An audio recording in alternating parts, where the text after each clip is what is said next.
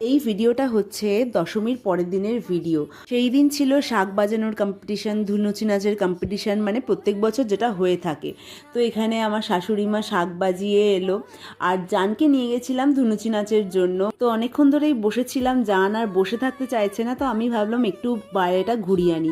আর বেরিয়ে এতটাই মন খারাপ লাগছিল, কেমন ফাঁকা ফাঁকা, পুজো শেষ, মনটা খুব ভারী হয়ে গেছিলো। একটা জায়গায় দেখি বিসর্জনের জন্য প্রস্তুতি চলছে, তারপরে এসে দেখি ধুনুচি নাচের কম্পিটিশন শুরু হয়ে গেছে। আর এটা ছিল ছোট থেকে বড় সবার জন্য, মানে পাড়ার সবাই মিলে আনন্দ হবে এই আর কি, কম্পিটিশন নামেই একটা।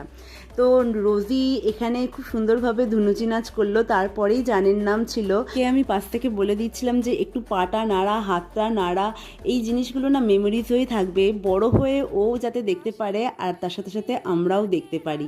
তো চলো ভিডিওটা এইটুকুনি, যদি ভালো লাগে তাহলে প্লিজ সাবস্ক্রাইব করে দিও। দেখা হবে নেক্সট ভিডিও, বাই।